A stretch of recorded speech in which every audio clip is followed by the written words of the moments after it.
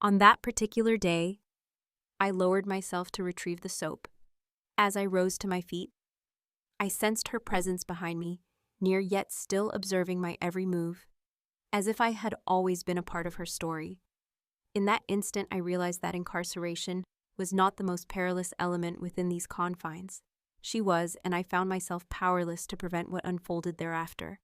I discovered swiftly that the primary principle of incarceration wasn't centered on power. It transcended mere conflict partnerships or even the notion of esteem. It was about fading away, dissolving into the mist, becoming increasingly diminutive and silent, that your presence went unnoticed, leaving no room for either disdain or desire. That is the manner in which I endured the initial chapters of my journey. I focused my gaze downward, avoided forming connections, and avoided every nook that hinted at peril. Once I was known as Hailou, and for the majority of individuals present, my existence was not acknowledged. Yet, in an environment such as this, where quietude serves as your greatest ally and habit acts as your armor, it requires little to unravel the very fabric of existence. The event unfolded in the cafeteria. The lunch hour was perpetually tumultuous, filled with loud voices and chaos. Trays clattering, plastic forks breaking, a young girl weeping as her bread is taken. Once more, I found myself in my customary spot. Seated at the table, my back pressed firmly against the wall. I hold the tray close to my chest, the cold food remaining untouched before me. The air was thick with the scent of aged grease and perspiration. My stomach churned with unease each time I cast my gaze upon the dull gray substance they referred to as mashed. The humble potato. I idly prodded at it to fill the moments, making an effort to remain composed as a scuffle erupted a few tables away. Subsequently, the sound transformed. It was far from silent. The noise persisted unceasingly, yet a change occurred as if the atmosphere thickened. A moment of silence amidst the thunderous echoes, the eerie silence that envelops the air when a threat approaches into the chamber. I had no intention of raising my gaze. I have just completed that action. And at that moment she came into view. Reina. Her name had been a quiet echo in the air since my very first day here. It was rumored that she was in charge of the DB block. Some claimed she did not have a rightful place in any block.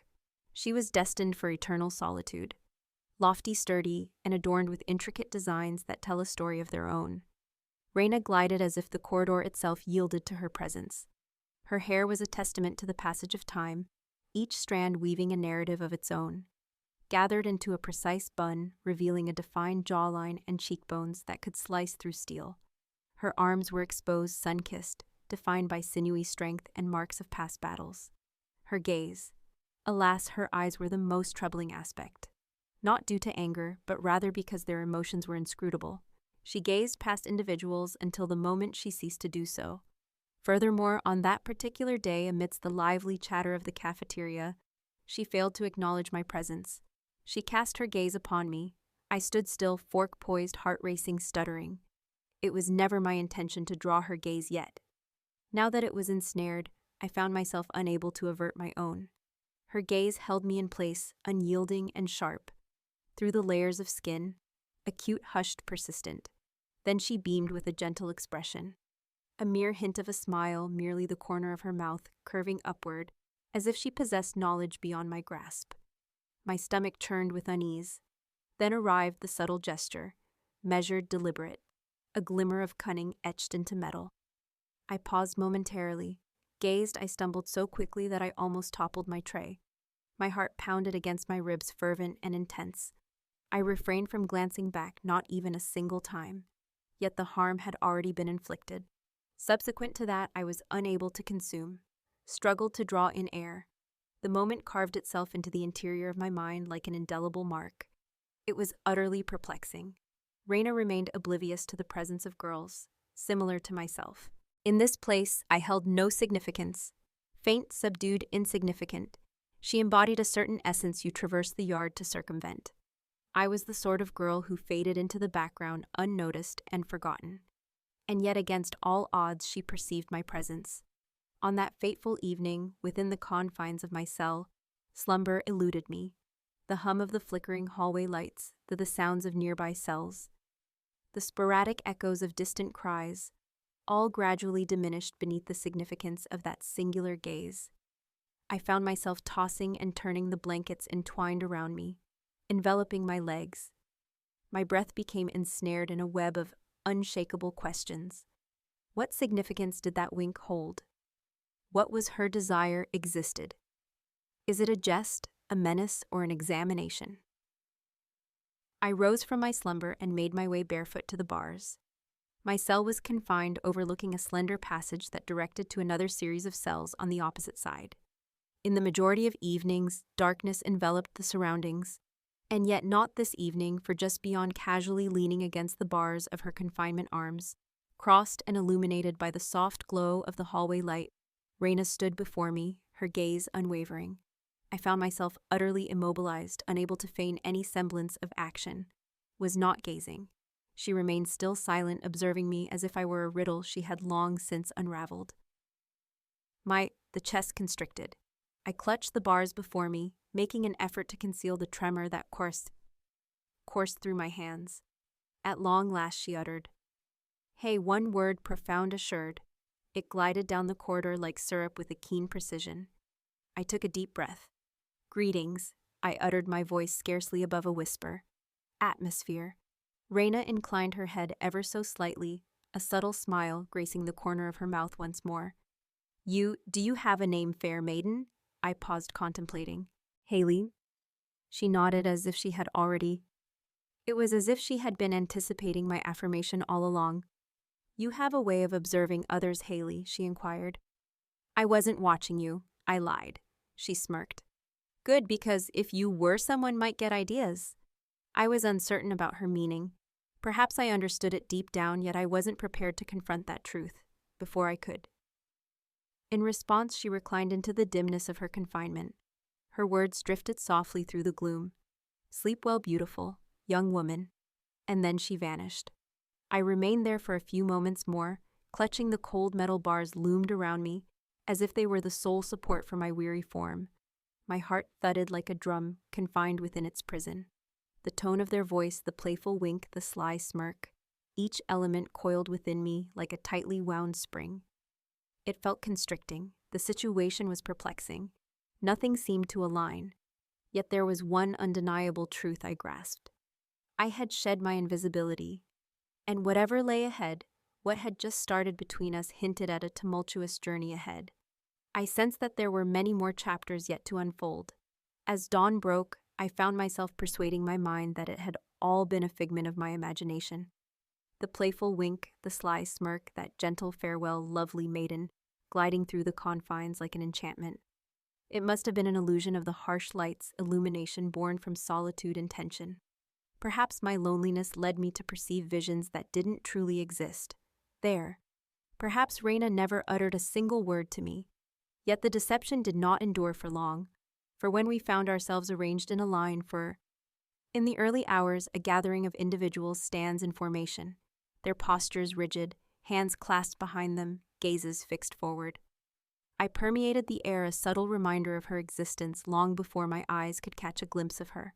It was an unspoken connection, a palpable essence that lingered in the atmosphere, and a sensation akin to cold steel and warmth wafted through the atmosphere as she assumed her position along the passageway. I maintained a downward glance, inhaling steadily and deliberately, yet at that moment, in a tone so soft it seemed to float on the air. Raina murmured, "Sleep well, pretty girl." My head turned sharply in her direction before I could halt it. Every prisoner in my vicinity sensed it. I felt their tension. A few turned to look.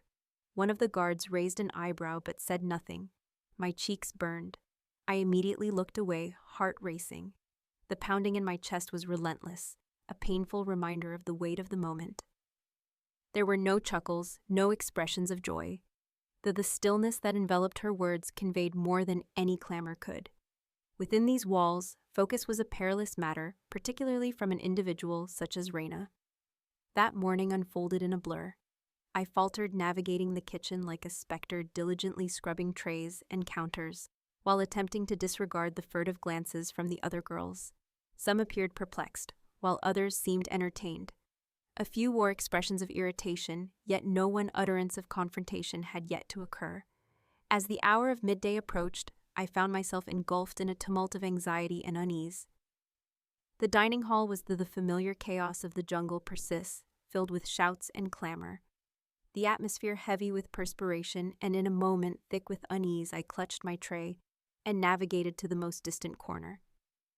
Eyes cast downward, my pace quickening, wishing to remain unseen. It was just me, yet someone else had entered the scene. The sound of a chair scraping against the floor caused me to startle. I glanced up, and there she stood, Reina, with a tray in hand. With a steady demeanor, she observed me. "Is it all right if I join you?" she inquired, as though we were sharing a moment over coffee. The store rather than a confinement. I gazed at her, rendered speechless. She did not pause for permission. She positioned herself opposite me, her elbows gently placed on the table fork, tapping idly against her tray. The room hadn't gone silent, but it had transformed. Conversations dwindled a decibel. Movement came to a standstill. I sensed the gaze upon us heavy and palpable, like warmth enveloping my skin. My hands shook as I grasped my fork, attempting to feign the ability to eat. She remained silent for a time, merely observed me with an enigmatic gaze. Her countenance bore neither hardness nor softness. It remained poised like a tempest on the brink of unfolding, behind glass. "Are you always this quiet?" she finally inquired. I managed a swallow. "Only—" As I struggled to maintain my composure, she let out a soft laugh. "No need to fret, I assure you, I don't bite." "Unless someone has a penchant for that," I exclaimed before my mind could rein in my tongue. Reina's smile was gradual, filled with amusement. There's quite a spark in that dish, isn't there?" I merely shrugged, my gaze fixed on my meal, my cheeks aflame with warmth. "Not much. Just enough to sustain my existence." "Well, it is evident," she remarked. "That is the reason I observed your presence." I raised my gaze. "Did you see me?" Reina acknowledged with a nod, savoring a deliberate bite of whatever nonsense we were being served that day. "Most girls in here look at me as if they're filled with fear or as if they desire." In that moment, you appeared genuine and inquisitive. There was a certain bravery in your demeanor while I found myself engulfed in trepidation. Acknowledged my tones, yet you did not finish, she remarked. "Not at that moment. Not in this moment." Before I could respond, an interruption occurred. It was Ray. I glanced over to see one of the women, from her crew, with broad shoulders, a shaved head, and a tattoo of a dagger beneath her left eye. She regarded me with a gaze that conveyed a sense of weighty significance, something that required removal from her shoe. "Is everything all right?" she inquired, her gaze darting between us with a hint of distrust. Reina cast her gaze elsewhere, dismissing her entirely. "We're fine." "Simply utter the command," the woman whispered softly, then turned away. I took a deep breath, my heart racing. Reina at last redirected her focus towards me. "Disregard her. She has always been accustomed to being the sole person I confided in." "Are you communicating with whom?" I inquired, attempting to conceal the tremor in my voice. With a touch of irony, she leaned closer, gently. "Would you like me to cease?" I refrained from responding, as I had no desire for her to halt, and that filled me with dread. The remainder of lunch unfolded in an eerie quiet. There was little conversation exchanged, yet words were unnecessary. The unspoken tension between us conveyed everything. As Reina rose to depart, she offered a single nod and remarked, "Until next time, lovely lady," and in an instant she vanished once more.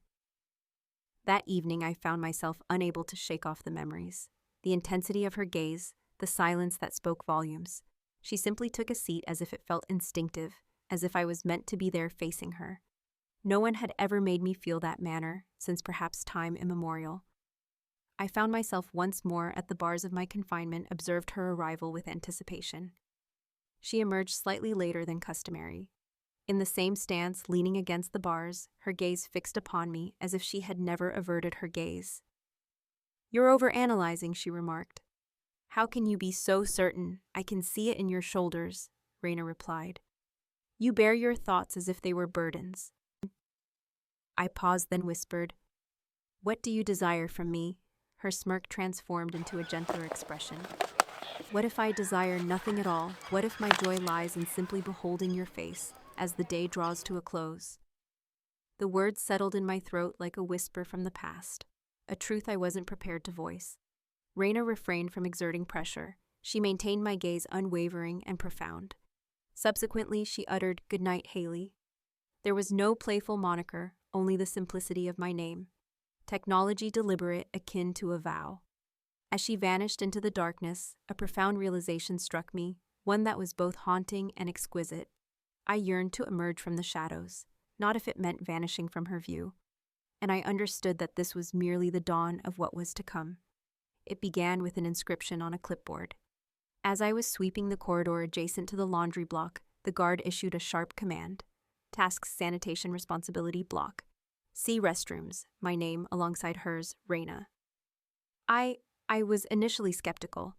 My throat became parched as I leaned in closer, scrutinizing the slip, as if it held the power to alter the moment. It did not. My palms were already slick with perspiration as we took our places in line. We both provided mops and buckets. She averted her gaze initially, merely shifting her hold with the mop handle as if it were a familiar ritual practiced countless times before, then offered me the faintest acknowledgement, serene and unperturbed, as though we were on the verge of tidying up a cafeteria rather than venturing into one of the most perilous and overlooked areas of the prison. The C-block bathroom was even more disappointing than I recalled. The odor of bleach and rust struggled to mask the pervasive scent of mildew and decay. Shattered tiles, broken lights, and mirrors marred me unnoticed. What is this? A location where individuals would resolve their disputes in the absence of oversight from the authorities. On this occasion, they secured the portal that lay in our wake. The sound of the bolt reverberated, reminiscent of a gunshot from a bygone era. We found ourselves in solitude. For a brief moment, neither of us articulated. I seized a mop from the corner and began to scrub the floor. My gaze cast downward, heart pounding fiercely in my chest. Hands quiver. Each drop of water resonated with significance. Each breath carried an intensity that pierced the silence. I dared not glance upward yet. I sensed her presence behind me, still and silent, simply existing in that moment. One finds oneself in a perpetual state of being this serene. Her voice pierced the atmosphere with a sweetness that belied its sharpness. I find myself mopping solely in the unsettling confines of a mold-infested bathroom, accompanied by an intimidating presence. She let out a hearty laugh, a gentle, authentic one, negation unfeeling, devoid of ridicule. I do not instill fear in you. My gaze lifted. Her outline was echoed in the shattered glass. With her arms crossed and her body casually leaning against the wall, she exuded an air of timelessness, as if the world around her had come to a standstill. "Are you certain of that?" I inquired, attempting to muster a faint smile that fell short of its mark. She advanced her pace, measured and deliberate, sufficient to alter the atmosphere. Her boots echoed gently on the damp tile. "You believe I haven't observed the manner in which you gaze upon me?" she inquired. I eventually turned to confront her. "Do you believe I'm not making an effort, is it not?" Her smile curved slow and knowing. "Then perhaps exert more effort." My breath caught. She was standing only a foot away now, closer than she'd ever been. Close enough for me to see the delicate mark tracing her collarbone. The glisten of perspiration on her forehead. The subtle tension in her jaw, as if she were guarding a secret from the past. She leaned her shoulder against the wall, appearing nonchalant yet watchful. "You're unfamiliar with the notion of someone desiring your presence, aren't you?" The inquiry struck with the force of a blow. I remained silent. She pressed on. Off the wall, she took one step closer and halted directly in front of me. The distance between us was almost non-existent. The atmosphere enveloped me, heavy and intense. I sensed her breath. The fragrance of her soap lingered in the air, causing my knees to tremble. "I won't pursue you, Hailey," she declared, silently. There is no necessity for me to. I despised how deeply those words affected me, not for they were not merely arrogant, but rather grounded in reality. Raina embodied more than just confidence. She possessed an unwavering certainty, steadfast and resolute. And I was not. She extended her hand gradually, as if presenting an option instead of a request. Her fingers brushed against my jaw, a fleeting caress, almost imperceptible, yet it sent a jolt through me so intense that I almost lost my grip on the mop. Our gazes locked. Mine, You continue to gaze at me in that manner. What do you believe will unfold? I am uncertain, I murmured. My throat constricted and I despised that I felt this way. I pivoted abruptly, awkwardly, my shoulder grazing hers, as I retreated. As I approached the mop bucket, my hands struggled with the handle. We ought to complete the task of tidying up. Raina remained still, offering no interruption. She simply observed quietly. We continued to complete the remainder of the task in silence, yet the quietude was not serene. It hummed. Each motion, each inhalation, each look seemed to carry a weight of significance, existed within a tense string that could break at any instant. When the door clicked open, I did not hesitate. I seized the bucket in hand. I surged past the guard, not daring to glance back. It wasn't that I didn't wish to, but rather a deep-seated fear of what lay behind me. What could unfold if I took that step? Sleep eluded me that night. I reclined in my bunk, fixated on the ceiling, replaying the moment, endlessly trapped in a cycle I couldn't break free from. Her hand, her voice, the question I found myself unable to answer. Response. What do you believe will unfold? She had not kissed me. She had not profoundly affected me beyond a mere touch. Yet there was an undeniable change in the dynamic between us, an event of great consequence. As I approached the bars hours later, yearning for her familiar presence across the way, the corridor lay silent and deserted. She was not present, and that void it echoed more profoundly than any words she had ever uttered. I remained awake for a significant part of the night. In a moment filled with anticipation, I found myself yearning, contemplating, and reflecting, as for the first time in many months, a desire stirred within me. Something, and it was her. Yet I sensed that this was not merely a fleeting occurrence. The prison showers were consistently harsh, frigid, bare, and relentless. One did not linger. You failed to observe your surroundings. You cleaned quickly and departed even more swiftly. The atmosphere was thick with unspoken tension. Conversations were rare, often erupting only when someone sought confrontation or aimed to assert their territory. And should you happen to drop an item, one might find themselves in a precarious situation. It remains behind a testament to the choice made. The perils of stooping to retrieve it loom large. Was excessively elevated. However, that afternoon I let the soap slip from my grasp. It lacked any sense of drama. It merely passed from my grasp, made contact with the fractured tile with a gentle thud, and twirled once before coming to rest beside the drain in the wall. I paused, the water whispering against my back, heartbeat rising within me, as if it had a premonition of what lay ahead. I leaned down gradually, with one hand pressed against the wall for support, the other descending.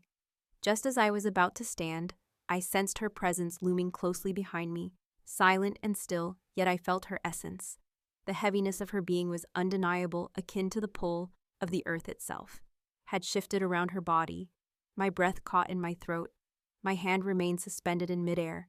The water continued to flow over my skin, while the rest of the world seemed to freeze in time. She remained silent at first, simply standing there, quiet in the haze, allowing the pressure to envelop us like a cord, gradually drawing closer. Then gently her voice whispered close to my ear. Calm yourself. It's merely my presence. I tilt my head just enough to glimpse a fleeting vision of her amidst the swirling steam. Raina positioned merely a few paces behind. With her hair damply slicked back, droplets cascaded down her collarbone. Her eyes were not challenging. They possessed a softness unlike anything I had encountered previously. Vulnerable yet profoundly impactful, yet there was no sense of danger. I remained still, unable to shift. She advanced gradually, water cascading down her skin. One hand extended and gently swept a damp strand of hair from my shoulder, her fingers holding on for a moment too extended. You're taut, she whispered. Due to your presence standing there in that manner, Raina smirked. But it wasn't arrogant. It was something softer. She stepped into my space unapologetically, as if it were her rightful domain. And perhaps she did. The touch glided from my shoulder to my forearm, measured and intentional. I sensed my body became still beneath her touch, not out of fear, but due to the powerful surge of all that I had attempted to conceal. The allure, the necessity, the bewilderment. It all surged forth from the depths. I faced her completely. We were mere inches away from each other, liquid H2O flowing gracefully over our forms. Steam enveloped us, as if we were part of a hidden realm untouched by the outside world. I found it quite amusing, brief, and overwhelmed and astonished by the resonance of it. A moment of laughter echoed through the confines of the prison showers, alongside Reina. Then I lunged, driven not by fear, but by necessity. I encircled my arms. She felt the weight of the moment as he wrapped his arms around her neck and pressed his lips against hers once more with a fervor that spoke of deeper emotions. Her hands clasped my waist, holding firmly, drawing me closer until the distance vanished entirely. The waters surged with a fierce intensity, the tiles radiated heat, and all that existed beyond that instant faded away, vanished. Her lips sought mine repeatedly, as if she were insatiable, as though I were a long-desired feast. And I, in a moment of surrender, allowed her to lead me. I sensed her hands gliding along my back, her fingers entwined in my drenched hair. My knees wavered, but her embrace anchored me, unwavering and resolute. She bestowed a kiss like an individual who held skepticism towards the future, and for a fleeting moment I too shared that sentiment. Then echoes of the past, whispers of the past, the sound of approaching footsteps, a new assembly making its way forward. She withdrew, gasping for breath. Our lips lingered close, her forehead pressed against mine for a fleeting moment, then gently yet with intensity. "You belong to me. Comprehend?" I acquiesced with a nod. Words eluded me. My throat was heavy with all that I hadn't expressed, all that eluded my words. She seized a towel, enveloped herself in it, and vanished through the drift like a specter igniting the past. I remained there motionless, propped against the frigid surface beneath me, pulse quickening and mouth still alive with sensation. The soap had slipped from my grasp. But what I encountered instead was her, and I wasn't certain I would endure that kind of ownership. Yet I was already aware of this. Once we crossed that threshold, retreat was no longer an option. The following morning, the walls seemed to close in around me. I maintained my usual demeanor, yet the atmosphere surrounding me had transformed. I sensed it in the way individuals halted momentarily as I strolled by, the manner in which dialogues faded whenever I stepped into a room. The stairs seemed to stretch on endlessly, their ascent laborious and weighty. The skin experiences an uncomfortable sensation. They were aware, or perhaps they were unaware, yet an instinct lingered within them. In a setting such as this, that sufficed. By noon, it had evolved beyond mere glances.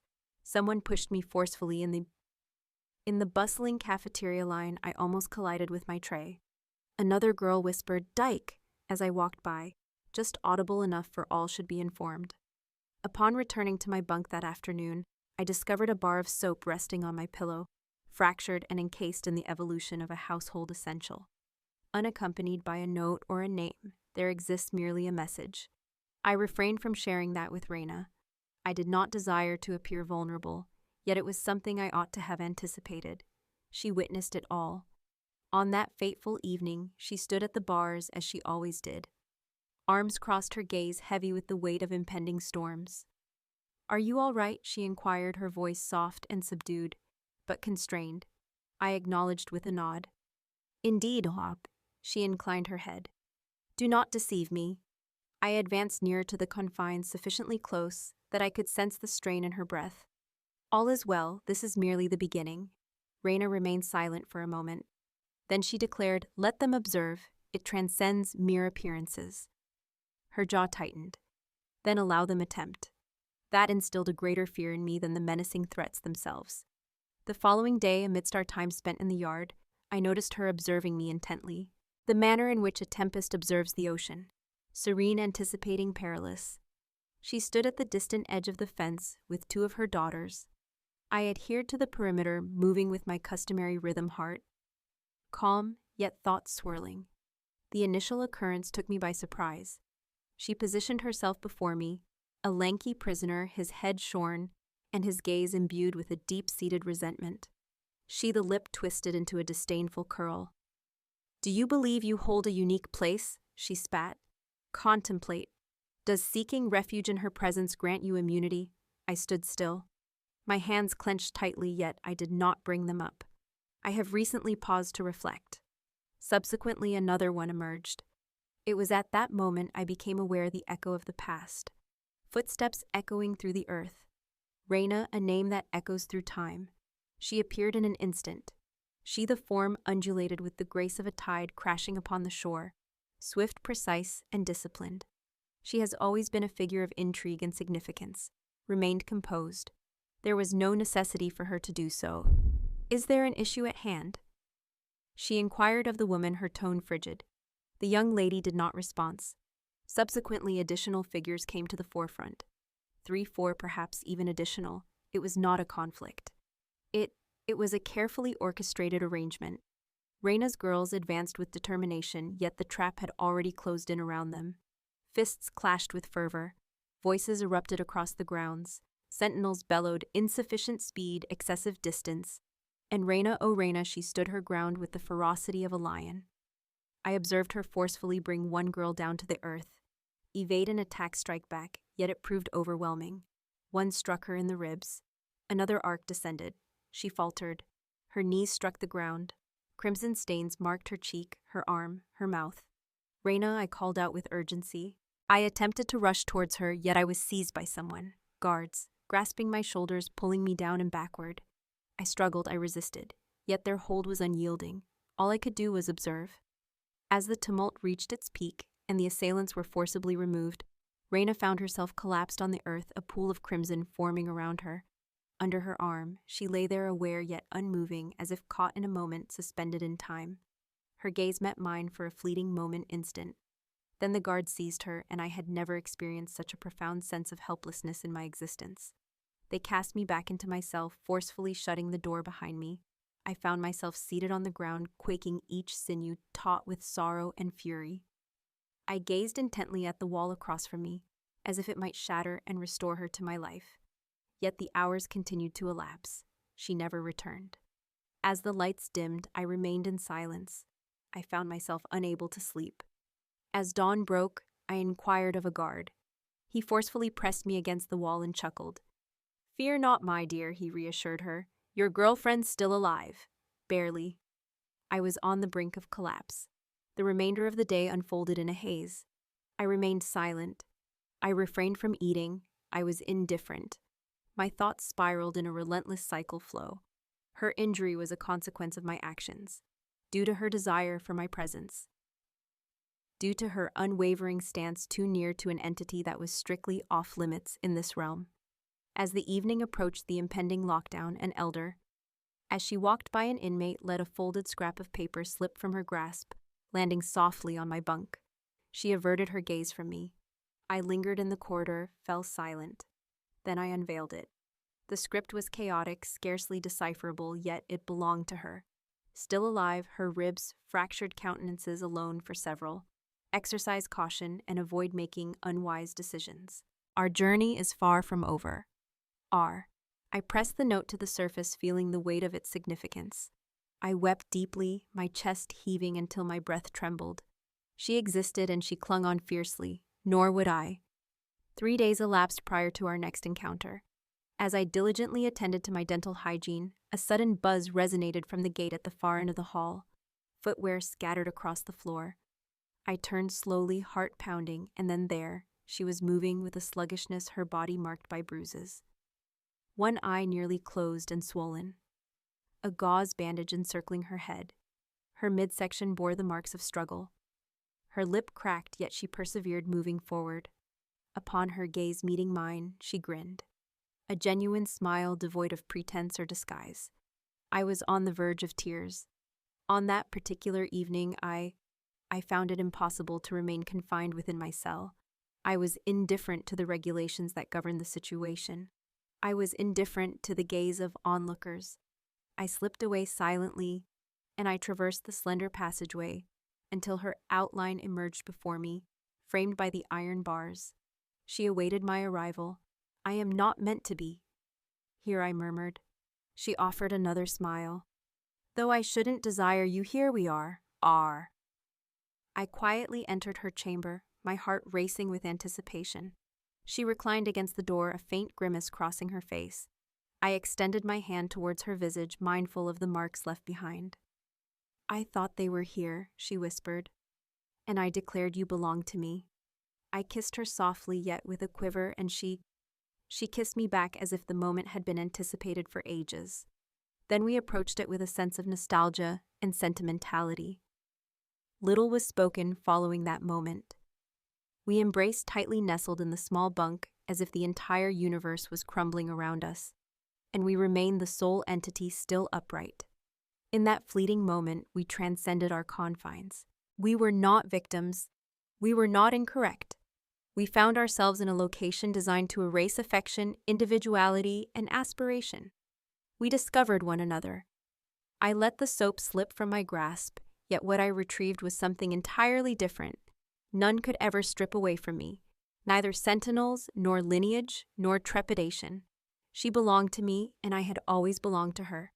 If this tale resonated with you, be sure to subscribe, because this marked merely the inception.